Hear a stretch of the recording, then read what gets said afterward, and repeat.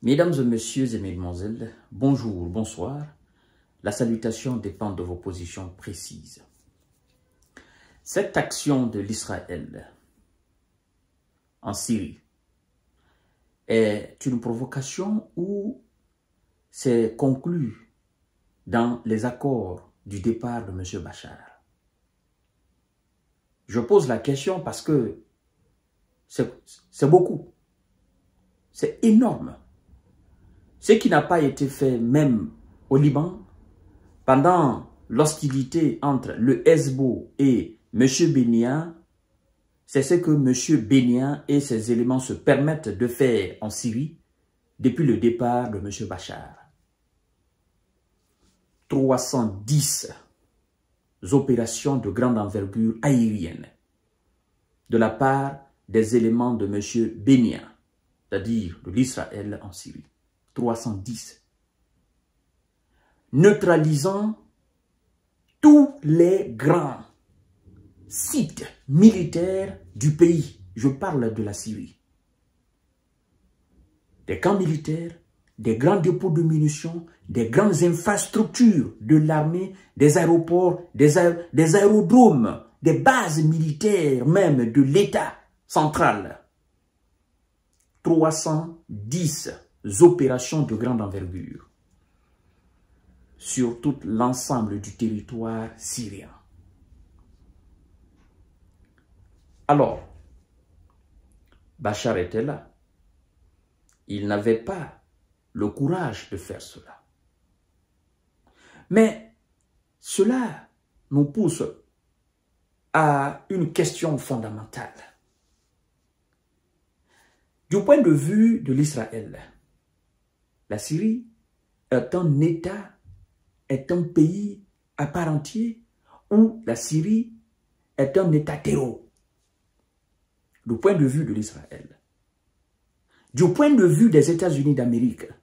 Parce que les États-Unis d'Amérique ont mené des opérations de grande envergure aérienne en touchant plus de 70 principaux sites militaires du pays, je parle de la Syrie, sur toute l'étendue du territoire syrien, depuis le départ de M. Bachar.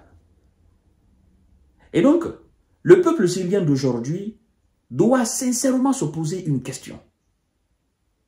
Du vivant, bon, disons comme ça, de la présence de M. Bachar en Syrie, les visas ne se permettaient pas de faire de telles opérations. On n'avait jamais entendu. Même si aux alentours, à la frontière, machin, ça se passait. Du vivant de M. Bachar, M. Bennia, l'Israël donc ne se permettait pas de faire ceci, même s'il faisait des opérations dans cette vallée qu'on appelle Golan. Mais sur toute l'étendue du territoire syrien, lorsque vous enregistrez 310 opérations de grande envergure de la part d'un pays voisin, moi je suis syrien, je me pose la question. Je me dis, mais, attends, qu'est-ce que ces gens, comment ils conçoivent notre État? Nous sommes un État indépendant souverain, avec toutes les institutions et toutes les structures étatiques, ou bien nous sommes un État conçu dans le monde aujourd'hui comme un État terreau, gouverné par des terreaux. Et pour que des gens se permettent de venir faire des opérations aériennes contre les bases critiques de notre armée dans notre propre pays. On doit se poser. Moi, je suis syrien aujourd'hui, je me pose cette question. Ah oui, je suis content que Bachar soit parti, d'accord. Je suis syrien, je suis content que Bachar soit parti parce que il date depuis 2000 jusqu'en 2024, il a fait 24 ans au pouvoir. Mais je me pose sérieusement des questions. Les mêmes qui avaient mis le terreau qui est aujourd'hui à la tête de la Syrie, qui l'avaient mis sur 10 millions de dollars, c'est les mêmes aujourd'hui qui le voient et qui savent exactement où il est. S'ils considèrent la Syrie d'aujourd'hui comme un État terreau, pourquoi ils voient aujourd'hui le chef qui est à la base du départ de M. Bachar, pourquoi ils le voient à la télé? Ils passent même des interviews sans même le prendre. Mais pourquoi ils s'acharnent sur des installations critiques de l'armée du pays? Alors, c'est que il y a quelque chose qui ne va pas. Parce que moi, je me dis, mais écoutez, si vous détruisez les sites critiques de l'armée républicaine même du pays, qu'est-ce qui va se passer? Vous affaiblissez le pays. Vous anéantissez le pays. C'est un pays sans défense aujourd'hui.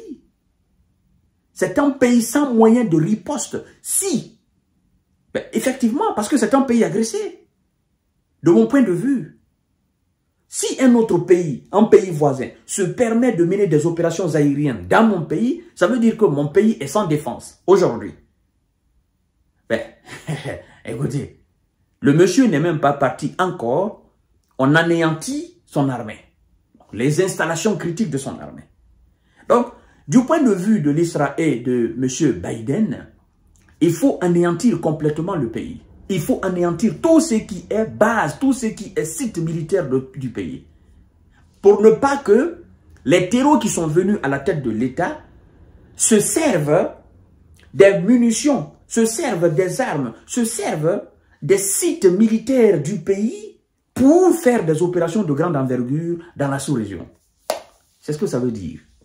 Ça, c'est mon point de vue, de mon analyse. Parce qu'ils savent que ce sont des terreaux. Donc, puisqu'il y a des munitions, M. Bachar a rempli les camps, bien vrai que l'armée ne s'est pas battue contre les terreaux qui sont venus, mais les camps, les avions, il y avait une armée. En Syrie, il y a une armée. Il y a tout ce que vous connaissez d'une armée, base militaire, des avions de combat, des lance-roquettes multiples, des missiles. Il y a tout. Tout est sur place. Il y a des infrastructures pour ça. Il y a des camps militaires pour ça. Donc, lorsque vous vous permettez de détruire tout ça, donc, vous faites de ce pays un pays sans défense. Et donc, que ce soit maintenant l'Israël qui continue ses opérations ou autre pays qui aura l'intention de dominer ce pays, le pays n'aura pas la capacité de riposter. Parce que vous avez tout détruit. C'est de très grandes questions que les Syriens doivent se poser aujourd'hui. 310 opérations recensées par l'Observatoire syrien des droits de l'homme. Cette histoire n'a pas encore fini de livrer tous ses secrets. Je vous reviens tout à l'heure pour notre série d'informations décortiquage.